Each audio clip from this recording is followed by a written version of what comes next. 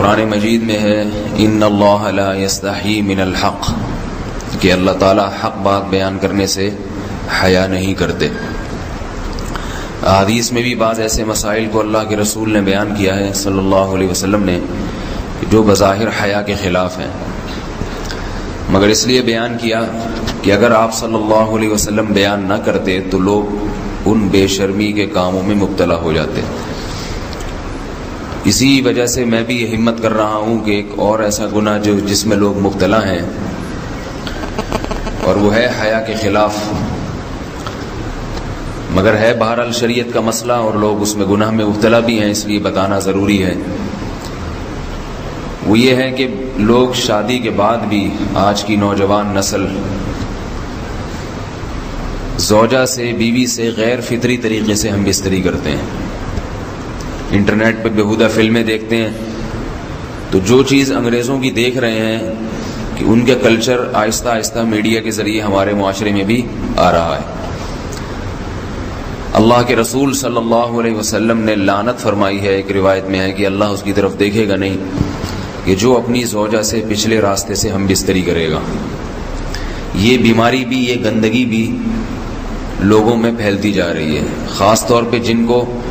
لڑکوں سے بدفعلی کی عادت پڑ جائے تو وہ زوجہ سے فطری راستے سے ہم بستری نہیں کرتے۔ اللہ نے فرمایا کہ نساؤکم حرث لکم، یہ تمہاری زوجات ہیں، بیویاں ہیں، یہ نسل بڑھانے کے لیے ہیں،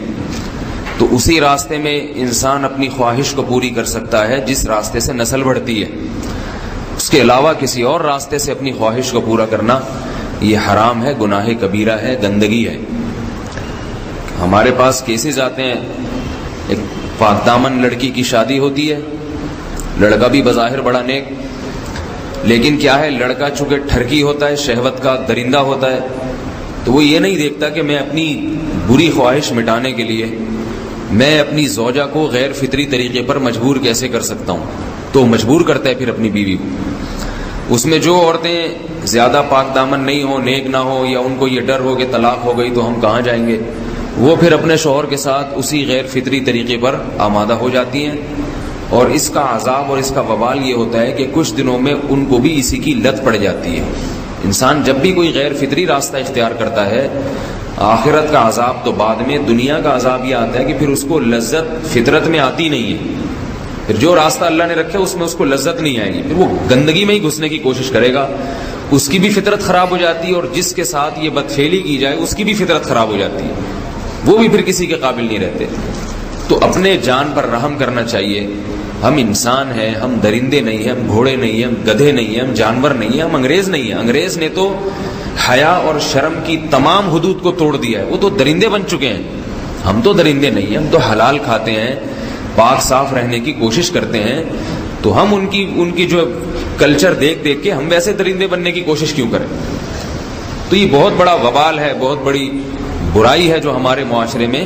آہستہ آہستہ جڑ پکڑتی جا رہی ہے، اور اس سے بیماریاں بھی پھیلتی ہیں۔ غیر فطری طریقہ ہے، بیماریاں بھی پھیلتی ہیں۔ ایسے کیسز آتے ہیں کہ جناب مرد مجبور کر رہا ہے بیوی کو، اور وہ بیوی جو ہے ساتھ نہیں دیتی، تو پھر اس کو طلاق کی دھمکیاں دیتے ہیں۔ ایسے کیسز بھی آتے ہیں، اور یہ بھی آتا ہے کہ مرد جب اپنی بیوی کو غیر فطری طریقے پر مجبور کرتا ہے، بیوی آمادہ نہیں ہوتی، تو مرد پھر یہ دھمکی دیتا ہے کہ بھائی میری خواہش تو تم سے پوری ہوتی نہیں ہے، پھر میں دوسروں کے پاس جاؤں گا۔ تو یاد رکھیں، جس عورت کا شوہر یہ دھمکی دے اس کو کہ میں زنا کروں گا اگر تم نے میری خواہش پوری نہیں کی غیر فطری طریقے سے، تو عورت اپنے شوہر سے کہہ دے کہ جاؤ تم کہیں اور جا کے منہ کالا کرو، تمہاری فطرت میں گندگی ہے تو یہ مجھے گندا بنانے کی کوشش نہ کرو، اس کو زنا کرنے دیں، وہ اللہ آخرت میں اس سے بھگتے گا۔ ہر بیماری کا اللہ نے علاج رکھا ہے۔ اللہ کے رسول صلی اللہ علیہ وسلم نے فرمایا، صحیح بخاری کی حدیث، ما انزل اللہ من داء الا انزل له دواء، کوئی بیماری ایسی نہیں ہے جو اللہ نے نازل کی ہو اور اس کے لیے دوا نہ رکھی ہو دنیا میں۔ تو اگر کسی کو ایسی لت پڑ گئی ہے غیر فطری کام کی، تو اس کو چاہیے کہ وہ اپنا علاج کرائے، ڈاکٹر سے بھی رابطہ کرے، اور سب سے بڑا علاج یہ کہ کچھ وقت صبر کرے گا، چھوڑ دے گا کچھ عرصے کے لیے، تو خود بخود آہستہ آہستہ صحیح ہو جائے گا۔ ایک آدمی شراب کا عادی ہے،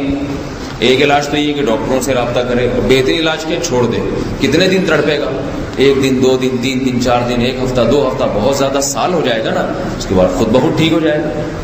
سگریٹ کا عادی ہے، چھوڑ دے گا تو کتنے لوگ ہم نے دیکھے ہیں دن میں 20 سگریٹ پیتے تھے، چھوڑنے پر آئے تو بالکل ایک دم چھوڑ دی انہوں نے، آہستہ آہستہ کر کے چھوڑ دی، لیکن تکلیف ہوئی مگر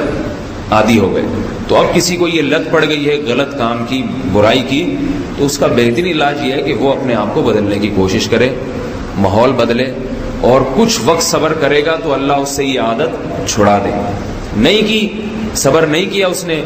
پھر اسی گندگی میں موت واقع ہوگی، پھر آخرت کا عذاب بہت سخت، نسلیں برباد ہو جاتی ہیں اس عمل سے انسان کی۔ تو بات حیا کے خلاف ہے، مگر یہ کہ ایک بزرگ تھے وہ بات فرما رہے تھے،